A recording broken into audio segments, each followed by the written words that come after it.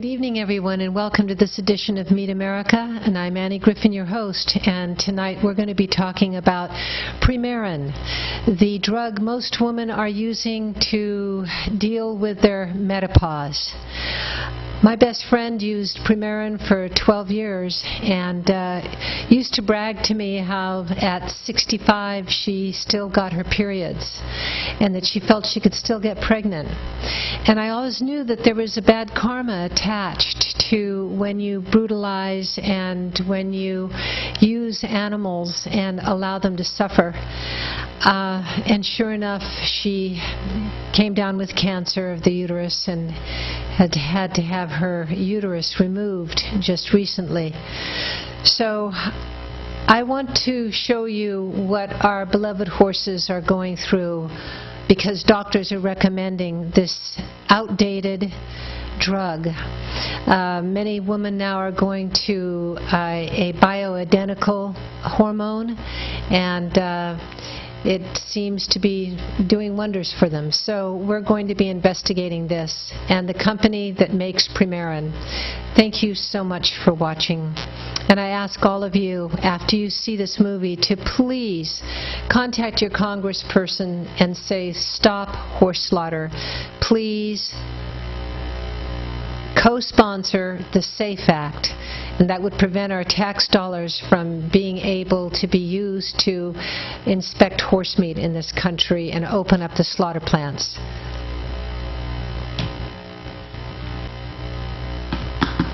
Our studios in New York, here is Stone Phillips.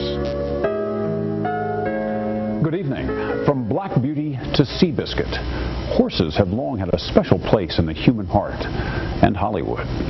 Now, a coalition of animal lovers and movie stars are fighting to save thousands of horses who could soon be facing death. It has all the makings of a Hollywood movie, except a happy ending. Here's Keith Morrison.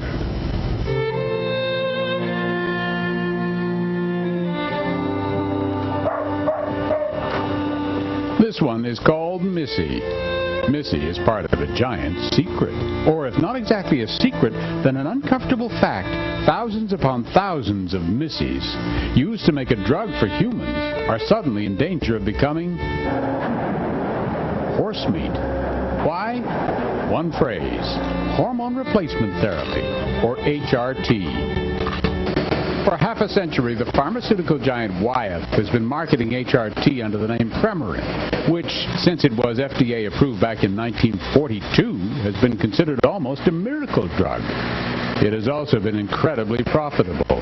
As recently as 2001, annual revenue from Premarin was more than $2 billion. 9 million women relied on it to relieve the symptoms of menopause. And where did this wonder drug come from? The urine of pregnant horses. Wyeth signed contracts with hundreds of farmers, most of them in Western Canada, to breed tens of thousands of horses every year. As a result of all those pregnancies, lots and lots and lots of foals, baby horses. For years, the way the mothers of these animals were used in the production of Premarin has infuriated animal activists. Pregnant mares confined in narrow stalls for more than 20 hours a day for 5 months at a stretch, all the while strapped to cumbersome urine collection devices. The USDA has called the industry a model of self-regulation, but opponents say it's cruel, inhumane. That, to me, is nothing short of torture. It's subtle torture, but it's still torture. You know, Dr. Ray Kelasami is a gynecologist and horse advocate. Horses evolved through millennia in wide open spaces. They're not animals that should be subjugated to factory farming conditions. And what of the foals, the byproduct of these Premarin farms? They are usually sent to auction, along with those mothers whose production has waned. They can be bought for recreational use, or, as often happens, purchased by what are called killer buyers, who send them to feedlots to be fattened up for slaughter. Horse meat sells well in Europe and Japan. That is how it's been for half a century, perhaps a million horses giving their lives for Premarin. But then, in July 2002, a completely unexpected announcement changed everything. Menopause, the decision about whether to take hormone replacement medicine seems to be getting harder all the time. A portion of the Women's Health Initiative tested the effectiveness and safety of hormone replacement therapy. That portion of the study was halted when the women taking Premarin-type medication were found to be suffering from higher rates of heart attack, blood clots, breast cancer, and dementia. Independent of that, Wyeth began marketing a lower dose version of Premarin-type drugs. The demand for Premarin products dropped dramatically. By the end of 2003, Wyeth canceled the contracts of more than half the Premarin farmers. The amount of horses needed went from 40,000 to 20,000 overnight.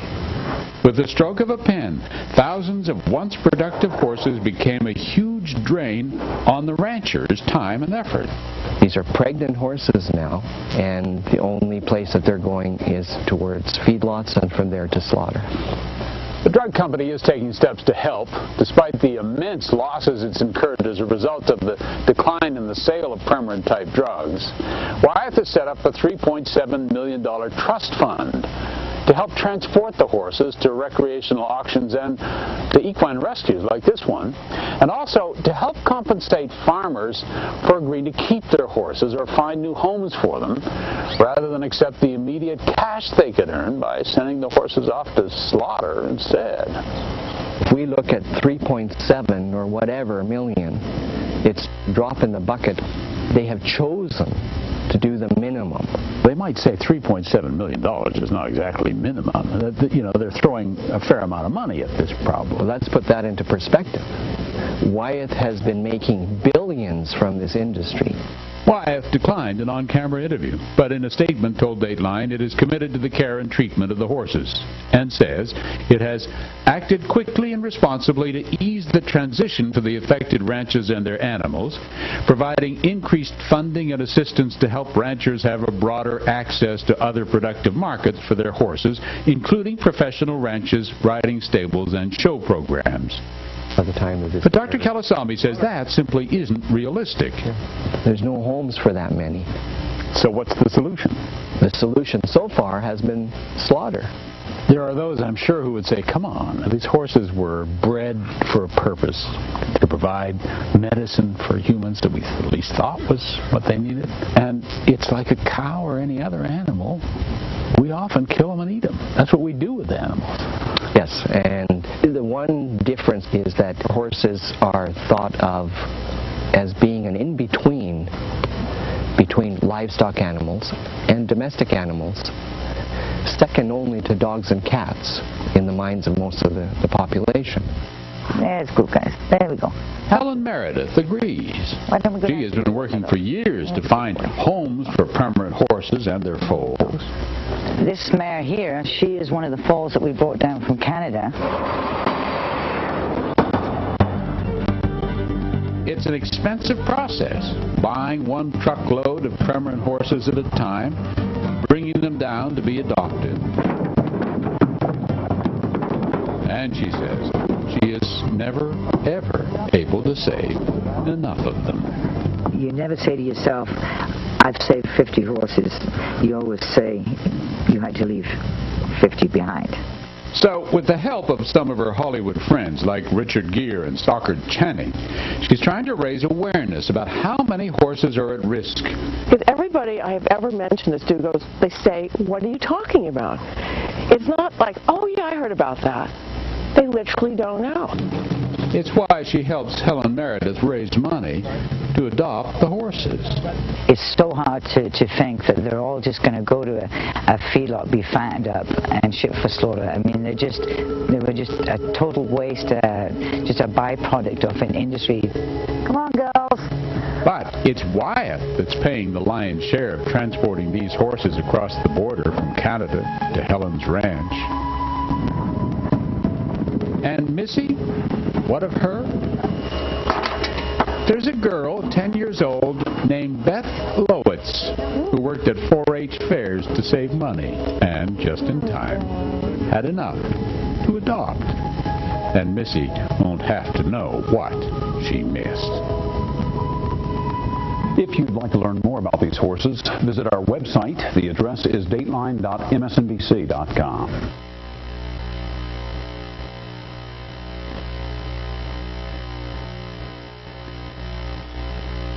Hello, I'm Alexander Gritta, president of the Charity Book Series. I am also the author of Mystery at Silver Key Stables, a children's book about stolen horses. I donate the profit from my book to organizations that help horses in need. One of the organizations that I've chosen to support is the Duchess Sanctuary. It's a beautiful refuge for rescued horses in southern Oregon. The following short video will explain about the very special horses at Duchess. They get breakfast at 7, and they tell you if you're late. The day starts early for Jennifer Coons. And I'm the ranch manager here at the Duchess Sanctuary. Duchess Sanctuary is 1,120 acres of refuge for nearly 200 horses in Oakland, Oregon. Duchess is a sanctuary. It's a sanctuary for horses who have no place to go. Many of the horses were victims of the Premarin industry. They spent their lives, the mares spent 6 months of the year standing in a tie stall in a barn with a urine collection device behind them, collecting their urine to make hormone replacement therapy drugs for women. When the horses were no longer useful, they were sent to slaughter in Canada. She still gets around.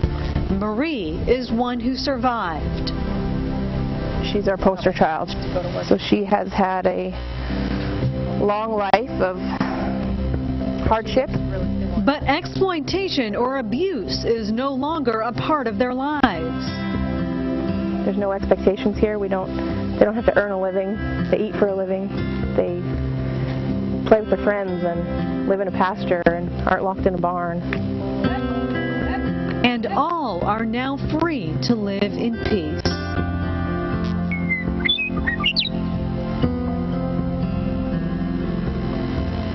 I believe that if more women knew about the suffering and slaughter of these horses, they might make a different choice. So please, if you are currently taking a hormone therapy or osteoporosis drug manufactured from pregnant mare urine, consider talking to your doctor about making the switch to a synthetic or non-PMU organic alternative.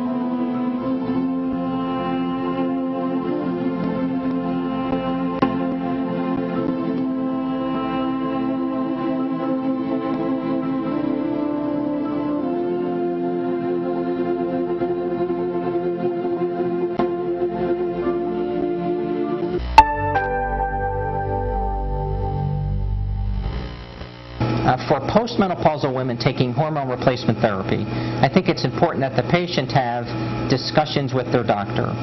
There's high risks of taking this medicine. There's high benefits for taking this medicine. But if you sit and review most of the recent studies regarding hormone replacement therapy, the higher incidence of cardiovascular mortality, the higher incidence of stroke, the higher incidence of venous thrombosis disease needs to be strongly considered. Most of my individual patients, personally, I would do my best to get off of hormone replacement therapy because of the marked increased risk of heart disease and death, especially if some of my patients have had a stent or a heart attack or a previous thromboembolism like a pulmonary embolism. Those patients absolutely need to get off of their hormone replacement therapy. The risks of these medicines far outweigh the benefits of these medicines.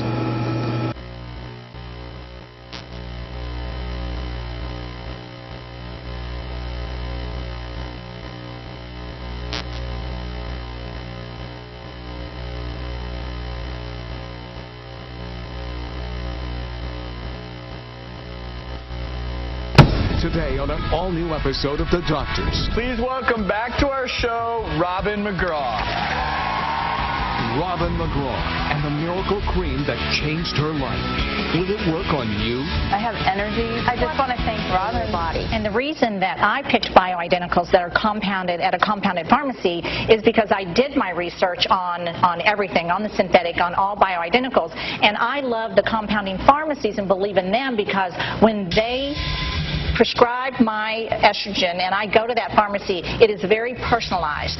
They create the dosage that works for me. And I want to get into that a little bit more. Today we're removing the shame surrounding menopause with our special co-host, Robin McGraw. Robin took Deanne to see her gynecologist, Dr. Prudence Hall, for her perimenopause symptoms. The next stop, a compounding pharmacy to get her prescription for bioidentical hormones. Okay, here we are. Hi, Sharon. Hi, Robin. I want you to meet Deanne. Hi, Deanne. Hi, it's nice to meet you. Pleasure. I've tried to tell her as much as I can about compounding pharmacies and bioidenticals, but I really think it's the professionals that need to fill her in on everything. We got your prescription from Dr. Hall, so if you'd like to, we could go and show you how we make it. Oh, that would be great.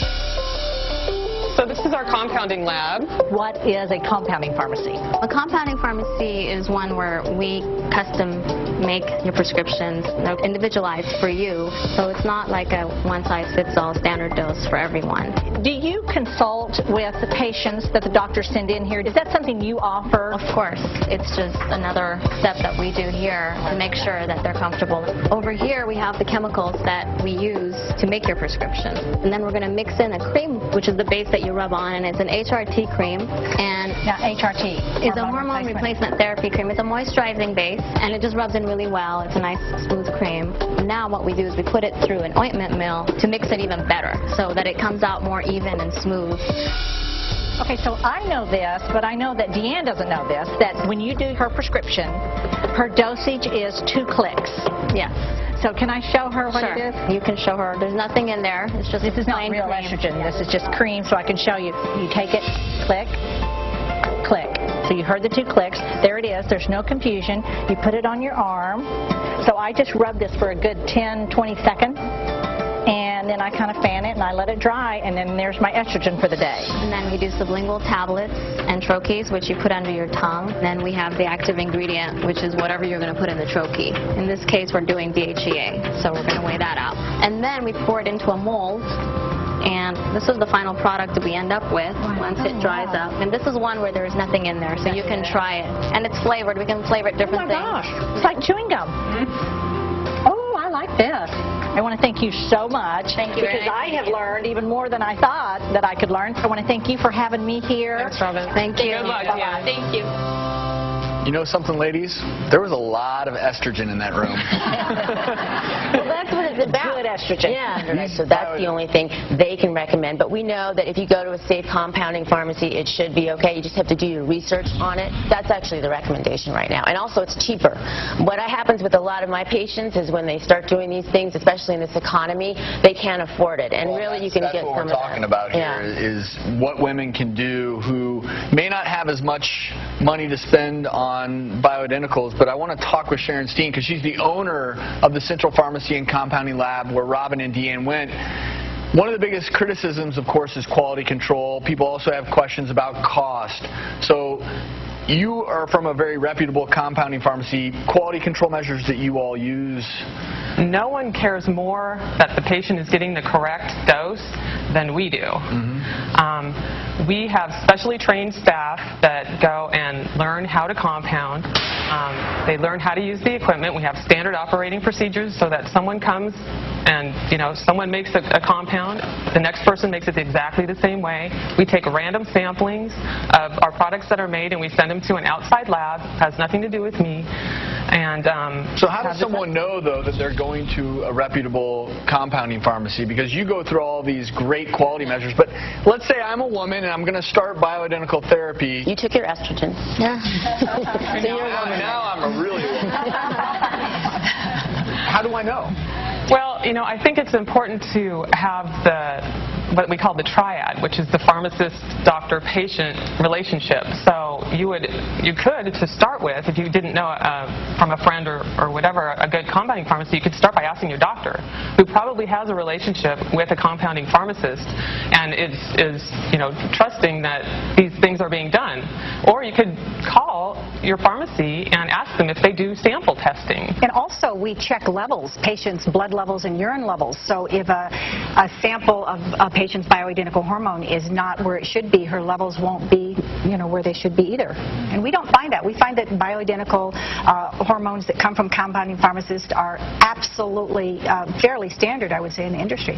But there's still, like you mentioned before, pharmaceutical companies do make bioidenticals as well. Absolutely. Your point with compounding pharmacies is that you can get a more precise dose for your specific patient. More personalized, right? individualized. Yes. Well, the pharmaceutical companies will make a small, medium, and large, for example, and we can individualize with these natural creams. And I've used bioidentical hormones for probably 7 years in my practice, and I have absolutely used the Vivel Dot, which I think is a very good product, and Chimera and the vaginal rings. What she's mentioning is bioidenticals that are produced by pharmaceuticals. Yes. So, but let me ask you about cost difference, Dr. Hall, because that's what everyone's going to want to know. It's less expensive to use the bioidentical compounded products. For example, we can look at a vaginal ring, which is about $80 a month for a patient to use, whereas the compounded estrogens here, the natural bioidentical estrogens, cost about $20, which is the price of a copay. Dan, you've been on these for 10 days now? Yes. How are you feeling? Incredible. Like another life has started, or I've got my life back. I just want to thank Robin for taking me there and taking me through this process, because you've given us our life back. Well, you are so welcome. I'm thrilled that you're feeling better. And I wanted to say, too, also about the compounding pharmacies. I actually went to a compounding pharmacy first, and I visited with the pharmacist, and he was the one that led me to the proper doctors that I could then go and see if we had a fit. And I went to my first pharmacist and started on my bioidenticals 12 years ago. And I have to say that they've just been wonderful for me. I've never had that big swing, that big fluctuation in mood swings or any of the symptoms. These are so personalized for me that I have just 2 clicks from the estrogen and I have 2 clicks from the testosterone, and then I'm done for the day. Well, Deanne and Dr. Hall, thank you so much for joining us. Thank you. Thank you. So much more to say about bioidentical hormones. Talk with your own OBGYN and go to our website, thedoctorstv.com. Ask us your questions. Hardin is an energetic mom who makes it to the gym daily, but it wasn't always like this for Linda. After I had my twins, and they're 9 now, everything hit bottom. My anxiety attacks came on, panic attacks, and I knew it wasn't just in my head. Linda talked to her doctor but got nowhere. OBGYN, went to him first. I thought I was having a nervous breakdown, just didn't understand what was going on. He told me, here's an antidepressant, go talk to somebody. Linda says the negative feelings didn't go away. That was not the answer, and I knew that. Linda began reading and researching, finding out about bioidentical hormones. Her research eventually led her to Dr. Eldred Taylor, an expert on the subject. He got me back on track. I hear this story all the time. A 35, 40-year-old woman who complains of hormone-type issues and adrenal-type issues with the stress and the anxiety. Dr. Taylor is an accomplished speaker and author on bioidentical hormones, and in no time, he helped Linda get back to her old self. Probably within the first 2 months, my kids would notice things that I was doing. They said, whatever you're doing, keep doing it. What Dr. Taylor did was measure Linda's hormones using a saliva testing kit for more precise results than a blood test. If you're going to balance something, you've got to be able to measure it. You've got to measure it appropriately, and hormones, fat-soluble hormones, are not measured appropriately in the blood. You need to measure it in the saliva. You have to measure the hormones, you balance them, and now all those 10 or 15 symptoms go away just by balancing those basic hormones. Dr. Taylor actually had a very personal reason for researching bioidentical hormones. His wife, Dr. Ava Bell Taylor, began experiencing similar problems right after giving birth to their youngest child. Shortly after that, I began experiencing mood swings, anxiety, insomnia, and I just felt like I'd lost my edge. She asked her husband to look into bioidentical hormones. Though reluctant, Dr. Taylor finally listened to a tape about bioidentical hormones, and from that tape, he was determined to find out everything he could on the subject. His wife was his first patient. I tested myself, and I tested my female hormones and also my adrenal hormones as well. Of course, they were just wacky. I mean, they were totally out of balance, and from there, my husband prescribed a progesterone cream, and almost immediately my symptoms just improved. I was sleeping, I was calm, the severe PMS was much better. Through treating his wife, Dr. Taylor changed his approach to medicine altogether. Now, what I try to do in a patient is try to identify the abnormal physiology and to try and correct the physiology. Where I was really taught to listen to the symptoms and then find a pharmaceutical or a drug answer to cover up the symptoms and not really involve myself in trying to fix what may be the underlying source of the problem. Traditional hormone treatments have a one-size-fits-all approach. They use a patented formula that's given to every patient. Bioidentical hormone replacement uses the hormones progesterone and estrogen. Since they are naturally occurring, they can't be patented. It's like trying to fix a Ford with a Nissan carburetor. It just doesn't work in everybody. One size doesn't fit all. So you have to figure out what that particular person needs, and you have to replace it with exactly the same hormone that is deficient.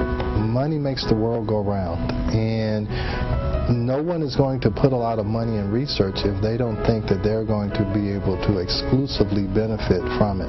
Now the Taylors are bringing their knowledge and research to others, educating both doctors and patients. As we became more and more comfortable and knowledgeable about bioidentical hormone replacement, we began to write newsletters, which led to a book, Are Your Hormones Making You Sick? Because we felt that there was a tremendous need out there for women to become educated about their options regarding hormone therapy. Women have not been given the full story regarding hormone replacement, so our job and our mission is to put all the information out there regarding bioidentical hormone replacement and synthetic hormone replacement, and so that they can make the best choice for themselves. I'm out trying to educate doctors about this information so that we can change the standard of care by getting more reasonable physicians to think in this more physiologic, holistic type manner. Linda Harden is also on a mission. She doesn't want other women to suffer for years like she did.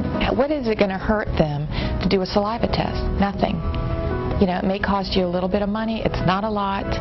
It's worth that investment for your sanity and just for yourself. I mean, you do it for other things, your hair, your nails, whatever. Do it for your health.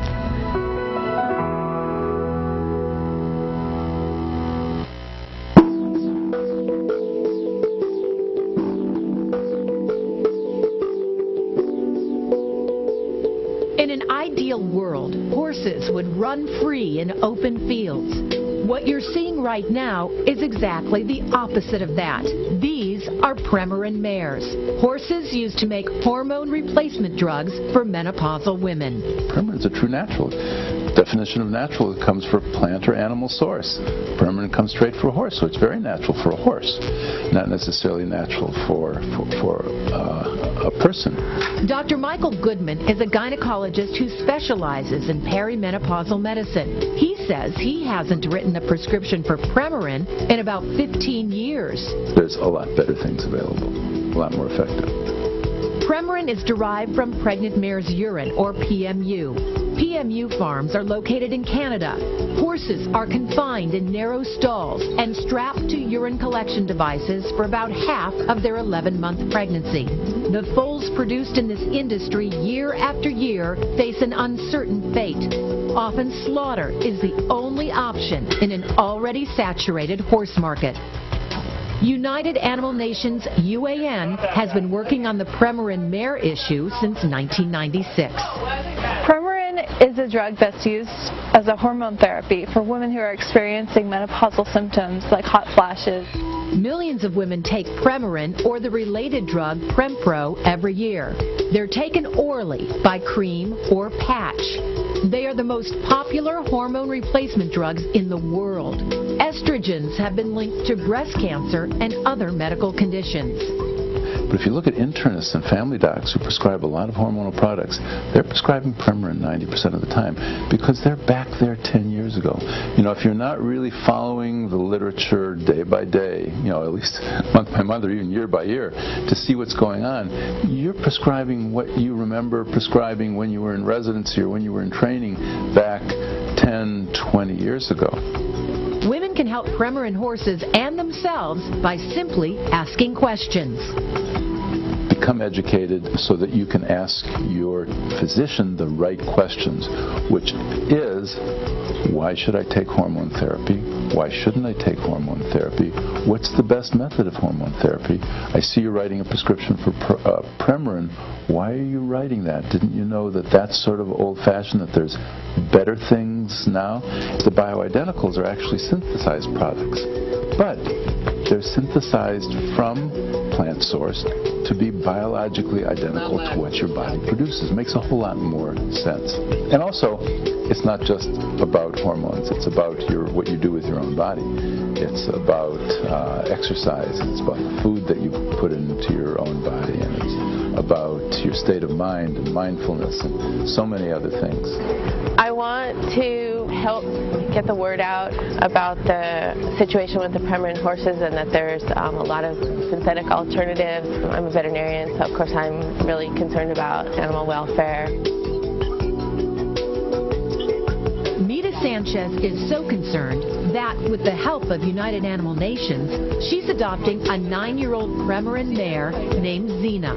She hopes her horse will become a teacher, another opportunity to educate people about Premarin and why they should seek alternative therapies. I feel really good. That's exactly what I wanted to see.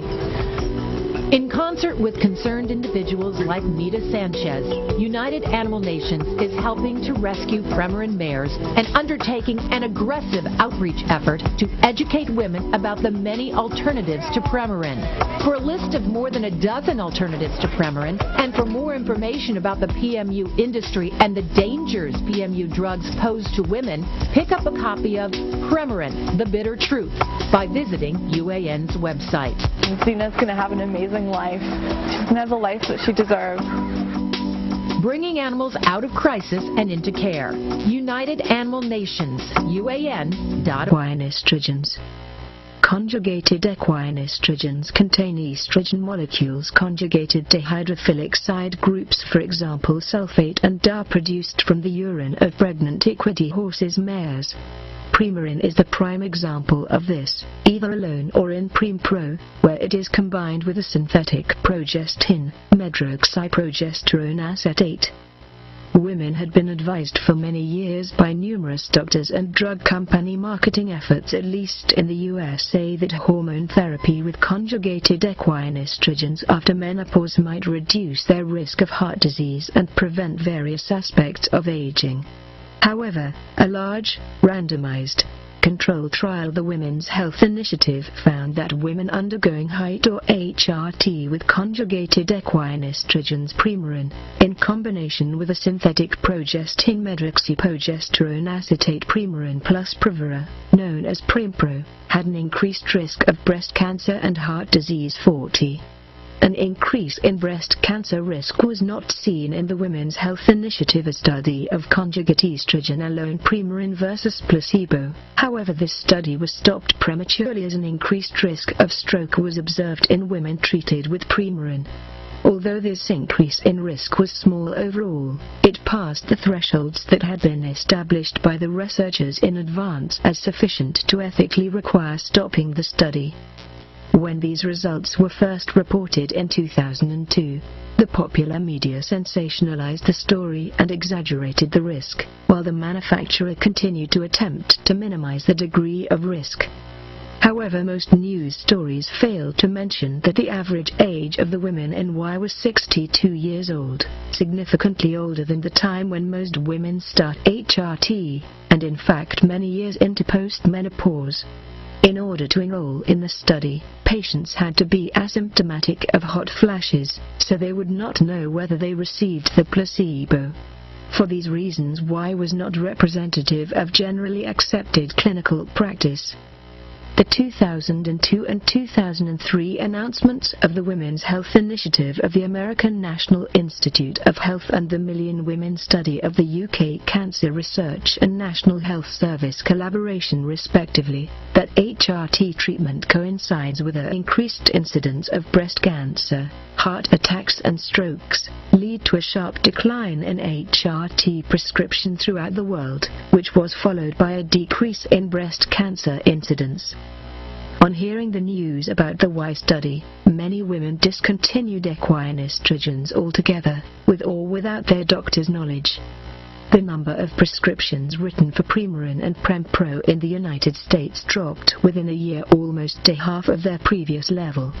This sharp drop in usage was followed by large and successively larger drops in new breast cancer diagnoses at 6 months, 1 year, and 18 months after the drop in Premarin and Prempro prescriptions, for a cumulative 15% drop by the end of 2003.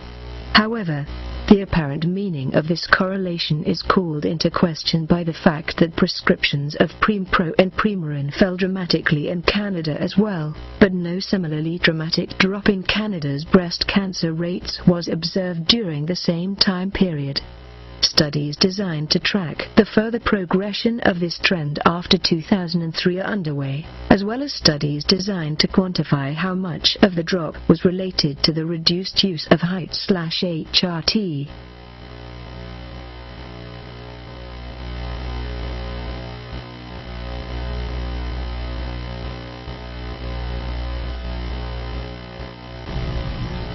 As Martha Rosenberg noted, the author of an excellent book, Born with a Junk Food Deficiency, just as this lithograph tells you everything you need to know about slavery, the fact that electroconvulsive therapy, electroshock treatments, were prescribed for menopause in the United States tells you everything you need to know about Western medicine's view about aging women.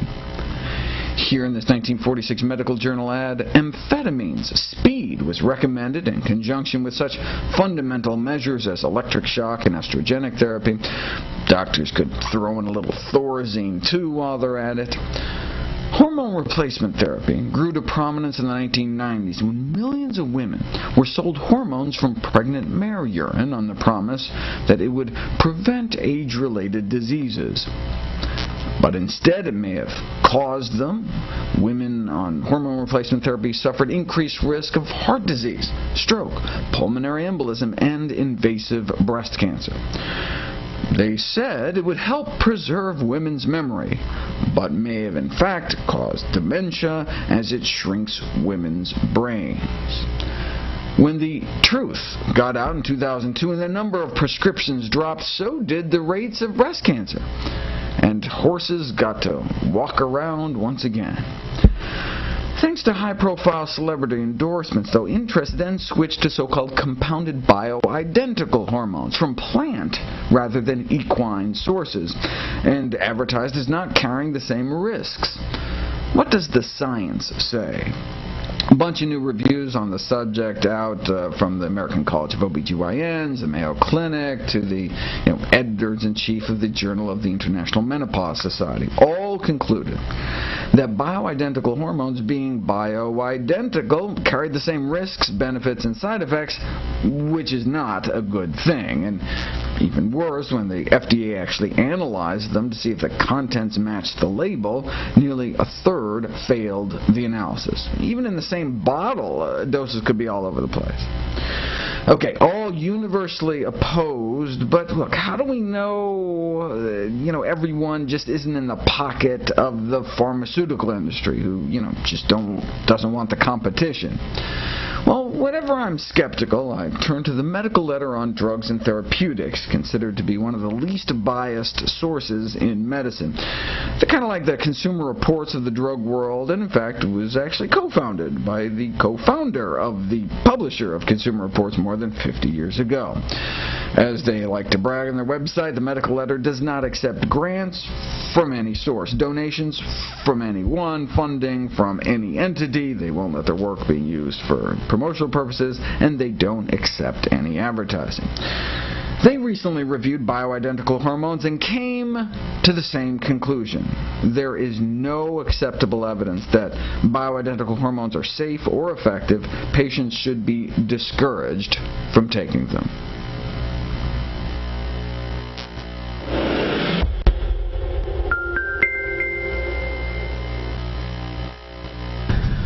Last year, pancreatic cancer ate Patrick Swayze alive. Before him, it was Pavarotti. Pancreatic cancer is one of the deadliest cancers. Less than 5% of victims even make it out 5 years. Thankfully, it's rare. Only strikes down about 30 or 40,000 Americans every year. But how do you study something that's so rare? You bring to bear the largest study ever. The NIH AARP study is currently following 500,000 American men and women in their 50s and 60s. It is the largest forward-looking nutrition study ever conducted. What did we just learn from it about pancreatic cancer? Well, we've known pancreatic cancer was a lifestyle-related disease, related to smoking and the dietary intake of fat. But what kind of fat? Enter the NIH AARP study. What do you think they found? Who thinks pancreatic cancer is associated with beef fat? Bacon, chicken, fish, dairy, eggs? Anyone want to change their answer to none of the above? What about all of the above? The answer, according to the largest such study ever, is all of the above. Dietary fat of animal origin was associated with increased pancreatic cancer risk. What about dietary fat of plant origin? I covered up the rest of the conclusion so we could find out together. Who thinks your typical vegetable oil is associated with pancreatic cancer? The plant fat largely found in nuts, the saturated fat found in chocolate and coconut milk? All of the above? None of the above? Let's look at the rest of the conclusion. Dietary fat of animal origin was associated with increased pancreatic cancer risk.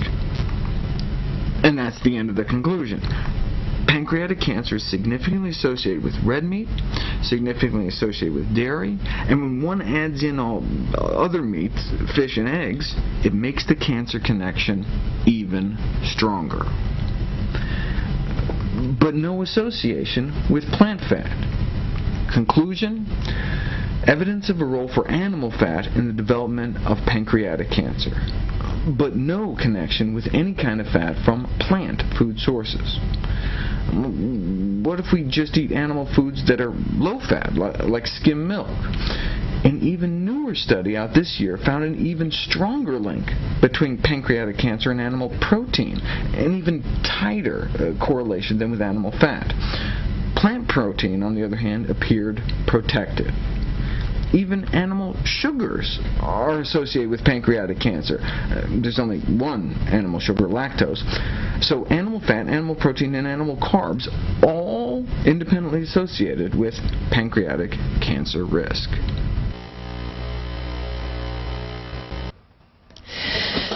There is bad karma from eating our suffering, tortured animals, especially because majority of people who are eating them don't even try to give them a better death.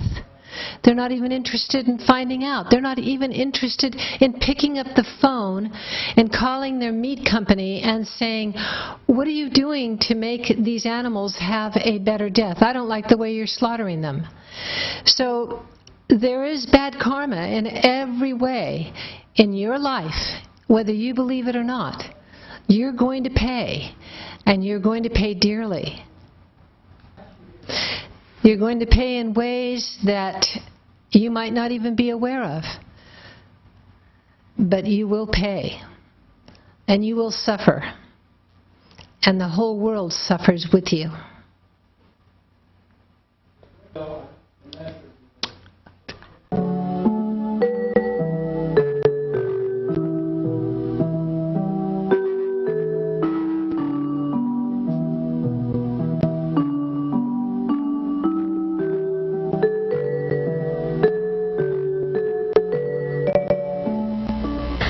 朋友您好，欢迎再次收看大法古节目。那么在上一集里呢，我们提到英国的狂牛病导致牛群遭到大量的扑杀，这是因为呢发生狂牛病之后，人们担心吃了狂牛病的牛肉呢会引发脑部的病变。而在非洲呢，也传出人们因为吃保育动物黑猩猩的肉而感染了一种叫做伊波拉的世纪病毒。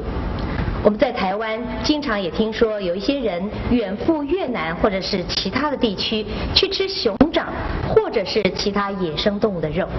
人们为什么一定要吃野生动物的肉呢？佛教讲因果，人们吃了这么多野生动物的肉，又要担负什么样的因果呢？让我们恭请圣严法师来为我们开示。其实动物啊，原来都是野生的，没有一样动物啊是家畜。因为人类的历史啊渐渐的演进，为了保障平常或者是呢遇到啊风霜雨雪天冰地旱的时候啊，还有东西可以吃，所以说呢把养一些猪了，养一些羊了，是这样子的养牛了，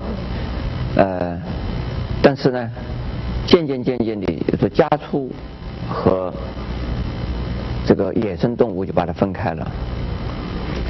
野生动物作为保育的动物，原来也不是什么保育的，就是因为被人类啊这个残杀的太过分了。也就是说，在我们这个地球上啊，野生动物啊越来越少，而人口素质啊越来越大。每一个人都希望尝一尝野生动物的肉，一直到现在，在台湾的山地同胞啊，他们还觉得野生动物的肉比这个养殖的那一些动物的肉好吃。所以说呢，野生动物啊，从原始时代开始就是被人类啊欺负啊猎杀而当作啊食物来吃的。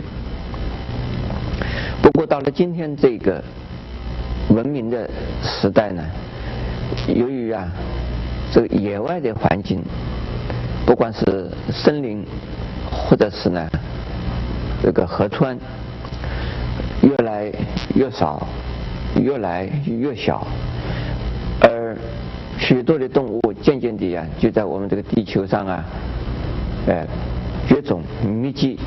只有到了这个博物馆啊去看了他们的标本，其他的已经看不到他们的真正的活生生的动物了，所以变成了所谓保育的动物，所以受保护的动物，而不准人来这个猎杀。但是呢，人类许多的人就是一种贪心、虚荣心，以及呢骄慢心、骄傲心作祟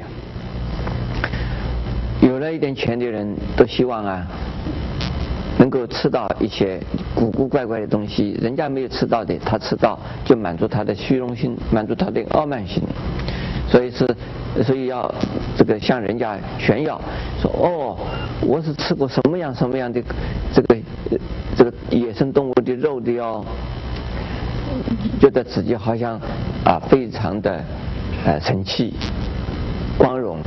其实那是野蛮，那是无知，那个是愚蠢。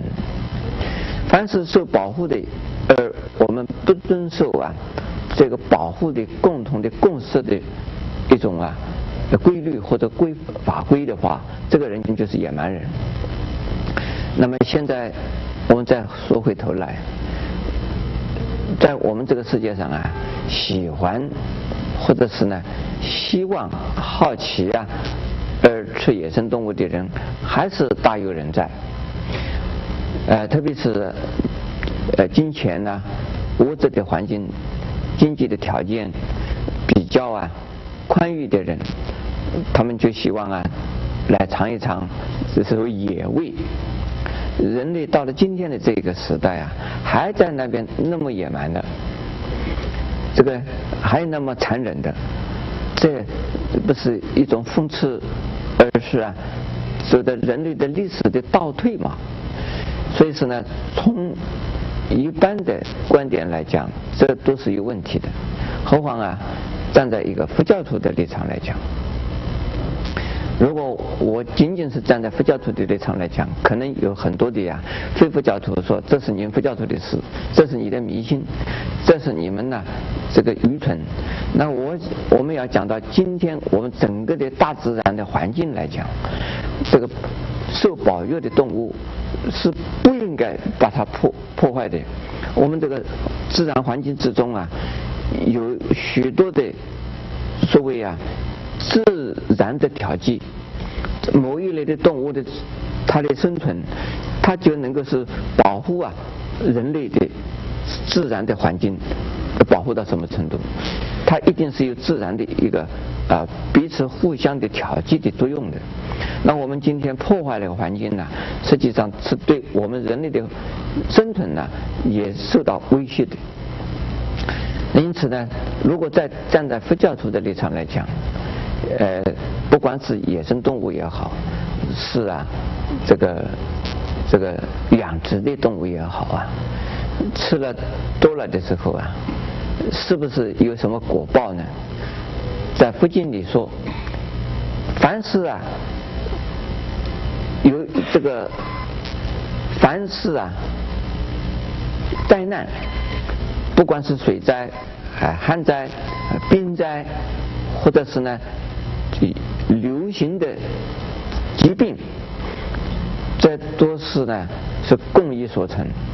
在共业里边，主要是杀业，杀业重那我们会遭受到的共同的果报就会大，就会多。何况这个别的个人的今生杀业重，来生会有种种的果报，成为人，或者是也成为动物，或者是更凄惨的地方可去。因此我们能够少造一点杀业应该是对我们现在对我们的未来都是好的。阿弥陀佛。